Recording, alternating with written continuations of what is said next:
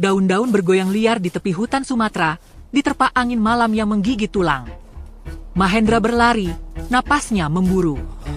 Setiap langkahnya mematahkan ranting-ranting kering di tanah, telapak kakinya berdarah. Sorot bulan pucat menyelinap di antara pepohonan, menyorot lengan kirinya yang tergores duri liar, bekas pelariannya dari kejaran warga desa. Teriakan mereka terdengar di kejauhan, marah dan tajam. Pencuri, tangkap dia! Tuduhan itu lebih menyakitkan dari luka di kulitnya. Mahendra bukan pencuri. Ia hanya ingin pulang ke gubuk tua tempat Bramantya menunggu. Bapaknya sakit, batuknya makin parah. Tapi malam ini, takdir berkata lain. Selamat datang di Fantasia Story. Sebelum kisah ini dimulai, yuk kita isi kolom komentar dengan doa-doa terbaik. Shalawat, puji Tuhan, Om Swastiastu, atau apapun yang kamu yakini. Karena mungkin, dari sini, cerita ini bisa jadi cermin buat kita semua. Mahendra mengusap keringat dari dahinya. Kakinya lemas, lalu ia tersandung akar besar dan jatuh ke tanah lembab. Au! Erangan keluar dari bibirnya. Tangannya meraba tanah, berusaha bangkit. Pikirannya berputar. Kenapa mereka percaya Arkana? Pedagang kaya itu menuduhnya mencuri kayu jati suci dari hutan terlarang. Tuduhan yang lahir dari mulut beracun di pasar pagi tadi. Warga langsung percaya. Mereka selalu melihatnya sebagai pemalas karena tidak pergi merantau seperti pemuda lain. Padahal, Mahendra punya alasan. Bramantya adalah dunianya. Malam sebelumnya, Bramantya duduk di dipan bambu, api unggun kecil menerangi wajahnya yang pucat. Suaranya lemah tapi penuh makna. Hutan terlarang punya penjaga nak. Dia ada untuk menjaga keseimbangan. Jangan ambil apa yang bukan milikmu. Tapi di hutan juga ada roh jahat yang mengintai, menanti keserakahan manusia. Mereka haus akan kehancuran. Mahendra mengangguk sambil menghitung sisa kayu untuk meja yang ia ukir. Angin bertiup, membawa auman pelan dari hutan, seperti peringatan. Ia mengintip jendela, hanya melihat bayang pohon. Angin biasa, batinnya mengabaikan gelisah di dadanya. Kini, terjebak dalam pelarian, ia menyesali semuanya. Ia menggigit bibir, lalu bangkit. Aku harus pulang, harus pastikan bapaknya baik-baik saja. Tapi, di sudut matanya, sesuatu bersinar di balik semak. Sepasang mata kuning menyala, menatapnya dari kegelapan. Langkah Mahendra terhenti. Napasnya tercekat. Apa itu? Binatang? Hantu? Atau sesuatu yang lebih mengerikan? Hutan terdiam. Angin berdesir pelan, terdengar seperti suara yang memanggil namanya. Cahaya fajar mulai menyelinap di ufuk timur, membawa angin dingin yang menggigit kulit. Mahendra terseret kasar oleh tangan-tangan warga. Tali rami mengikat pergelangan tangannya begitu erat hingga meninggalkan luka memar. Wajah-wajah penuh amarah mengelilinginya, orang-orang yang dulu tersenyum kini menatapnya dengan kebencian. Di pasar pagi tadi, Arkana berdiri di atas gerobak kayu. Suaranya menggelegar, membakar emosi warga. Mahendra mengambil kayu jati suci dari hutan terlarang. Dia jual ke kota dan jadi kaya di belakang kita. Suasana semakin panas. Tuduhan itu liar, tanpa bukti, tapi warga menelannya mentah-mentah. Arkana, dengan jubah sutra dan senyum liciknya, tahu persis bagaimana memprovokasi mereka. Mahendra memberontak, tetapi tali itu hanya semakin mengikat. Arkana bohong. Aku tidak pernah masuk ke hutan itu, teriaknya. Namun suaranya tenggelam dalam sorak-sorai warga. Seorang lelaki tua melangkah maju, matanya menyala penuh dendam. Ia mengambil segumpal lumpur dan melemparkannya ke wajah Mahendra. Pemalas macam kau memang busuk. Mahendra menghapus lumpur dari pipinya, tatapannya tajam menembus Arkana. Ada sesuatu di sorot mata pedagang itu, sebuah kepuasan gelap, seolah menyimpan rahasia yang lebih busuk dari tuduhannya. Tanpa peduli, warga menyeret Mahendra menuju gudang desa. Dengan kasar, mereka melemparkannya ke dalam, pintu kayu tertutup dengan dentang besi yang dingin. Di dalam, gelap menyelimuti. Mahendra bersandar ke dinding, napasnya berat, pikirannya berputar liar. Bramantya. bapaknya sendirian di gubuk. Batuknya memburuk tadi malam. Mahendra memejamkan mata, membayangkan wajah tua itu, pucat, lemah, tersenyum lirih saat bercerita tentang legenda hutan. "Aku harus pulang," bisiknya, tangannya merabat tali pengikat di pergelangan. Namun, pintu itu terkunci rapat. Jendela kecil di atasnya hanya memberikan secercah langit kelabu yang dingin. Waktu berlalu, suara warga mulai mereda, digantikan dengan hembusan angin yang membawa hawa tidak enak. Sementara itu, di gubuk tua, Bramantya terbangun oleh suara berderit di luar. "Mahendra," panggilnya lemah. Dengan susah payah, ia bangkit, menuju pintu. Di kegelapan, dua bayang mendekat, anak buah Arkana, wajah mereka tersembunyi di balik kain. "Kau tahu terlalu banyak, orang tua," desis salah satunya. Golok berkilat, dan Bramantya jatuh, darah mengalir dari dadanya ke tanah. Pagi berikutnya, pintu gudang terbuka. Seorang pemuda desa, Damar, masuk dengan wajah penuh rasa bersalah. "Pulanglah, tuduhan Arkana tak terbukti," katanya, memotong tali Mahendra. "Beberapa warga curiga, Arkana terlalu cepat menuduhmu." Mahendra tak menjawab. Hanya satu hal yang ada di kepalanya. Bramantya. Dengan napas tersengal, ia berlari menuju gubuknya. Jantungnya berdetak kencang, langkahnya semakin cepat. Sampai di sana, dunianya runtuh. Bramantya tergeletak di tanah, tubuhnya sudah dingin. Wajahnya beku dalam ketenangan abadi. Mahendra jatuh berlutut. Tangannya gemetar saat menyentuh pundak bapaknya. Ayah! Suaranya pecah, air mata mengalir deras di pipinya. Ia memukul tanah keras. Debu beterbangan, dada terasa sesak oleh amarah yang membakar. Tatapannya beralih ke hutan, ke tempat semua ini bermula. Arkana. Nama itu berputar di kepalanya, menyulut dendam yang tak terbendung. Dia akan membayarnya, bisiknya, suara penuh kepedihan dan tekad. Namun, jauh di dalam hatinya, satu pertanyaan baru muncul. Apa yang sebenarnya disembunyikan Arkana?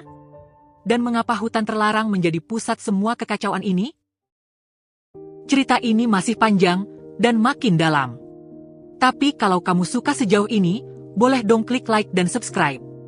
Supaya kamu gak ketinggalan kisah-kisah menarik berikutnya. Lanjut yuk, kita belum sampai di bagian paling rahasia. Langit senja membara merah di atas hutan Sumatera, menyelimuti desa dalam bayang panjang. Mahendra berdiri di sisi gubuk, tangan masih gemetar usai mengubur Bramantya di bawah pohon jati tua. Tanah segar menutupi makam sederhana itu, aroma lembab bercampur bau daun kering yang tersapu angin. Matanya merah, bukan lagi dari tangis, melainkan bara dendam yang membakar jiwanya. Arkana. Nama itu terpatri di pikirannya, tajam seperti pisau. Tuduhan palsu pedagang itu merenggut Bramantya, dan Mahendra bersumpah tak akan diam. Malam turun, bulan sabit mengintip dari balik awan kelabu. Mahendra mengambil golok tua peninggalan Bramantya, membungkusnya dengan kain lusuh, lalu melangkah menuju gudang Arkana di pinggir desa. Bayang-bayang pohon menari di tanah saat ia menyelinap, langkahnya hati-hati menghindari ranting yang bisa mengkhianatinya. Gudang itu tegak di tengah pekarangan sepi, dinding kayunya usang, dijaga dua lelaki berotot dengan tombak pendek. Mahendra bersandar di semak, napas tertahan, mata mengamati. Cahaya lentera dari dalam gudang bocor melalui celah-celah papan kayu, menggoda rasa ingin tahunya. Ia menemukan celah di dinding belakang, kayu lapuk yang mudah didorong. Dengan golok, ia mencongkel papan perlahan, merangkak masuk ke dalam ruang berdebu penuh peti kayu. Bau kayu jati menusuk hidung, tapi yang menarik perhatiannya adalah ukiran di dinding, seekor harimau raksasa, bulunya digambar dengan detail menakutkan, mata kuningnya seolah hidup. Jantung Mahendra berdegup lebih kencang. Ia membuka salah satu peti, menemukan tumpukan kayu jati suci, barang yang Arkana tuduhkan telah ia curi. "Pembohong," desisnya, tangan mengepal. Lalu, langkah berat terdengar di luar. Mahendra bersembunyi di balik peti, mengintip saat Arkana masuk bersama anak buahnya. Pedagang itu berdiri tegak, jubah sutranya berkibar. Suaranya dingin. "Besok kita ambil lagi dari hutan. Tak ada yang curiga sekarang." Anak buahnya, seorang lelaki dengan wajah penuh bekas luka, tertawa kasar. Mahendra jadi kambing hitam sempurna. Arkana menyeringai. Dia tak tahu rahasia yang kucari. Mahendra menggertakkan gigi. Ini bukti yang ia cari. Tapi kemudian, lantai berderit di bawah kakinya. Arkana menoleh tajam. "Siapa di sana?" bentaknya. Mahendra melesat ke celah dinding, tapi anak buah Arkana lebih cepat, tombak menghantam kayu di sampingnya. Ia mendorong papan, melompat keluar, dan berlari ke hutan. Jeritan penjaga menggema di belakangnya. Darah mengalir dari lengan yang tersayat tombak. Setiap langkah terasa berat. Teriakan Arkana menusuk malam. "Tangkap dia hidup-hidup!" Hutan menelan Mahendra. Cabang-cabang mencakar wajahnya, akar menjalar menghambat langkahnya. Napasnya tersengal, tubuhnya lelah dan terluka. Cahaya lentera penjaga menari di kegelapan. Mahendra tersandung, jatuh ke tanah berlumut, golok terlepas dari genggaman. Ia merangkak, mencari pohon besar untuk bersandar, tapi cahaya lentera sudah semakin dekat. Di sini dia. Dalam keputusasaan, Mahendra melihat kabut tipis naik dari tanah, menyelimuti hutan bagian ini, area yang tak pernah ia jelajahi. Suara penjaga memudar, digantikan auman pelan yang merayap di telinganya. Matanya melebar. Napasnya terhenti. Hutan ini hidup. Dan sesuatu sedang mengawasinya. Kabut menyelimuti hutan seperti jubah putih yang bergoyang pelan, menyamarkan pohon-pohon raksasa yang menjulang bagai penjaga bisu. Mahendra merangkak di tanah berlumut, darah menetes dari lengan yang tersayat tombak, meninggalkan jejak merah di dedaunan basah. Napasnya tersengal, tubuh gemetar oleh lelah dan nyeri, tapi ia terus maju, menjauh dari sorot lentera penjaga Arkana yang kini memudar di kejauhan. Hutan ini asing, terlalu sunyi, terlalu dalam, seolah menelan dunia yang ia kenal. Auman pelan kembali terdengar, kini lebih dekat, mengalir di antara ranting seperti panggilan liar. Langkahnya terhenti saat ia lihat bayang besar di depan, seekor harimau raksasa. Bulunya hitam bercorak emas di bawah sinar bulan yang tembus kabut. Tubuhnya gagah, tapi kaki belakangnya terjepit longsor batu, mata kuning menyala penuh derita. Mahendra mundur, jantung berdegup kencang, tangan mencari golok yang hilang. Harimau itu menatapnya, bukan dengan ancaman, dan seolah meminta tolong. Lari saja, batinnya, tapi kaki tak bergerak. Bayang Bramantya muncul di benak, cerita tentang penjaga hutan, tentang kebaikan yang tak pernah sia-sia. Ia tarik napas dalam, ambil kayu terdekat, dan dekati harimau itu. Dengan tenaga sisa, Mahendra mengangkat batu, kayu berderit di tangannya yang berdarah. Harimau menatapnya, diam, lalu tubuhnya merosot bebas. Ia mundur cepat, berharap binatang itu pergi, tapi udara tiba-tiba bergetar. Kabut berputar liar, cahaya kuning tua menyelinap dari bulu harimau, dan bentuknya memanjang, berubah. Mahendra terpaku, di depannya kini berdiri seorang wanita anggun, jubahnya mengalir bagai daun hidup, mata kuning itu tetap tajam di wajah manusiawi. "Aku Sri Kandi," suaranya lembut, menggema di pikiran Mahendra. "Ratu harimau julukanku. Kau selamatkan aku, manusia." Mahendra jatuh berlutut, napas terengah, tak percaya apa yang dilihatnya. Sri Kandi melangkah mendekat, jari ramping menyentuh luka di lengannya. Hangat menyebar, darah berhenti, nyeri sirna seketika. "Mengapa kau tolong aku?" tanya Sri Kandi, sorotnya penuh rasa ingin tahu. Mahendra mengangkat muka, suaranya parau. "Ayahku ajarkan aku jangan biarkan siapapun menderita tanpa pertolongan." Sri Kandi tersenyum tipis, lalu mengajaknya ke gua tersembunyi di balik pohon raksasa. Dinding gua berkilau oleh kristal kuning, cahayanya lembut menerangi wajah Sri Kandi. Ia duduk di singgasana batu, tatap Mahendra dengan tenang. "Arkana kau buru. Bertahun lalu, ia coba ambil taringku untuk kekayaan abadi. Aku kutuk dia, menjadikannya budak keserakahan.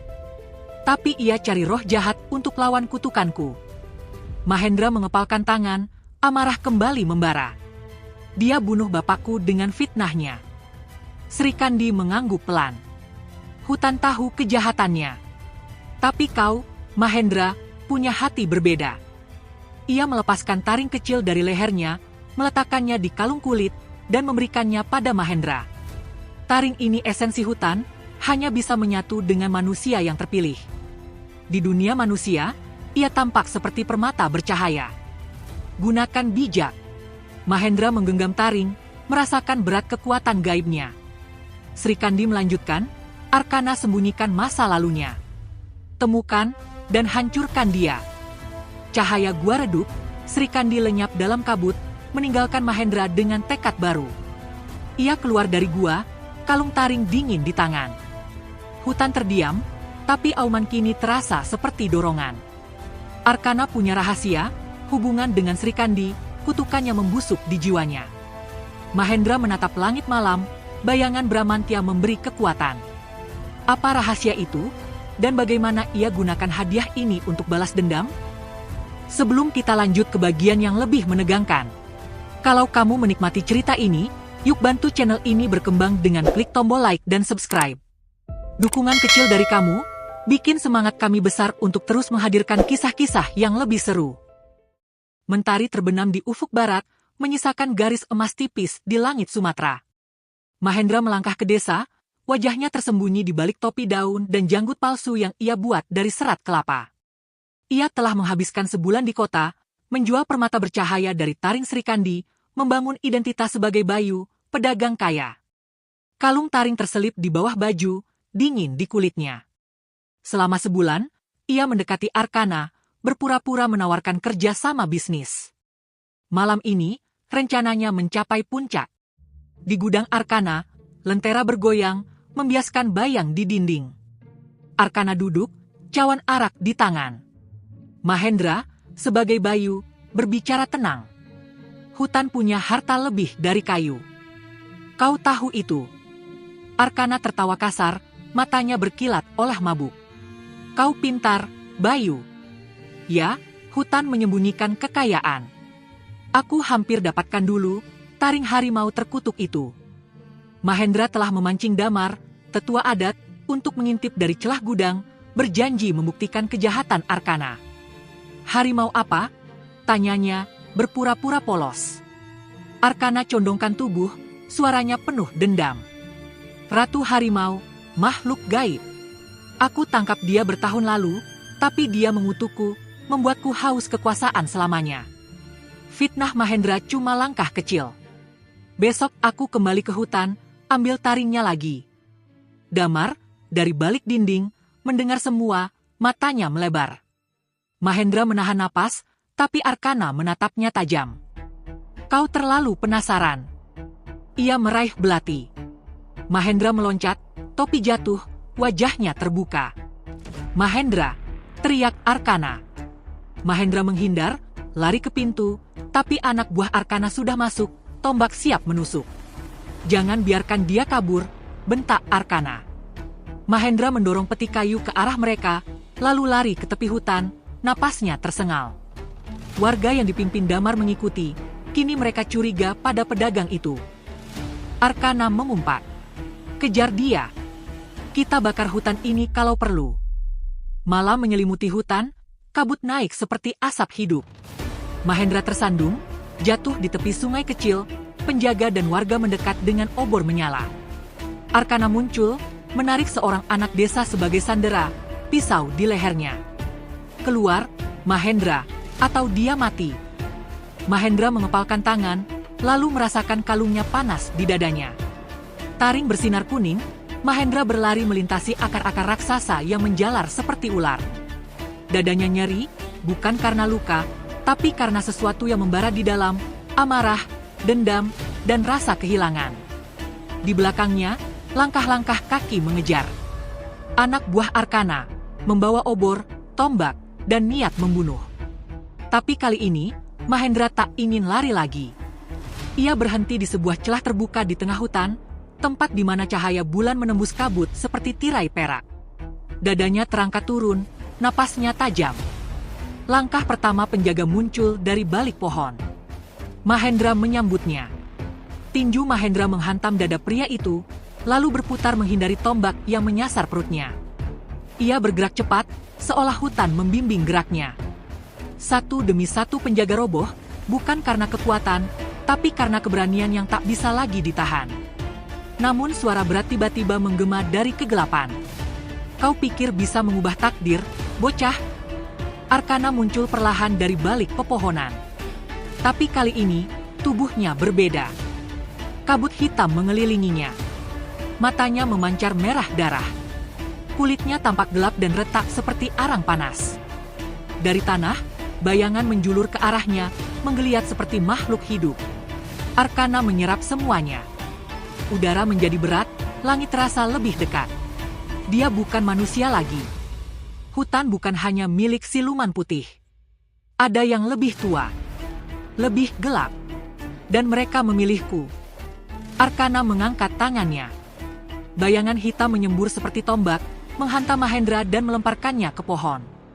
Tubuhnya menghantam keras, darah keluar dari bibirnya. Ia berlutut. Napasnya tercekat. Tapi kalung di lehernya bergetar. Taring kecil bersinar, hangat, dan perlahan cahaya keemasan merayap di tubuhnya. Udara berubah. Suara auman terdengar, kali ini jauh lebih besar. Tanah bergetar. Kabut menari.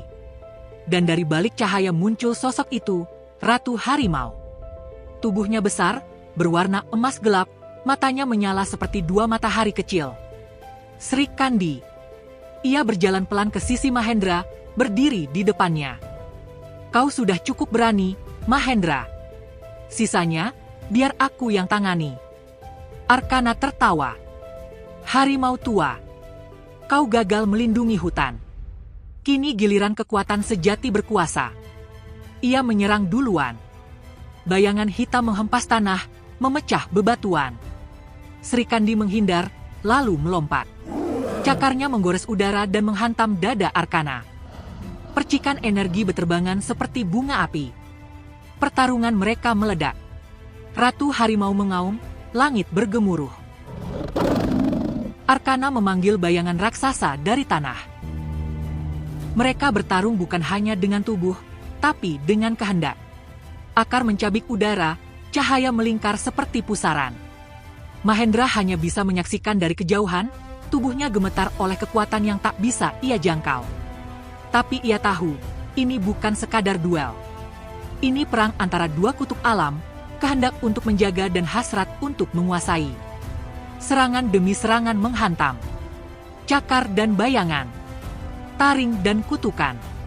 Sampai akhirnya, Sri Kandi menusukkan cakarnya ke dada Arkana, dan dari tubuhnya sendiri, ia membiarkan kekuatan terakhirnya meledak dalam cahaya putih menyilaukan. Boom! Kabut menguap. Angin berhenti. Tubuh Arkana menghitam, retak, lalu berubah menjadi debu yang terbawa angin malam. Tapi Sri Kandi juga roboh. Mahendra berlari, menghampiri tubuh siluman itu yang kini mulai memudar. Ia berlutut, menggenggam kaki depan sang ratu. Kau tak bisa pergi, aku butuh kau. Sri Kandi menatapnya, mata kuningnya meredup. Tidak. Kau tak butuh aku. Karena kau sudah jadi aku. Dari tubuhnya, cahaya keemasan keluar dan menyelimuti Mahendra. Kalungnya meledak, menyatu ke dadanya. Tubuhnya tak berubah, tapi dunia di sekitarnya terasa lebih hidup.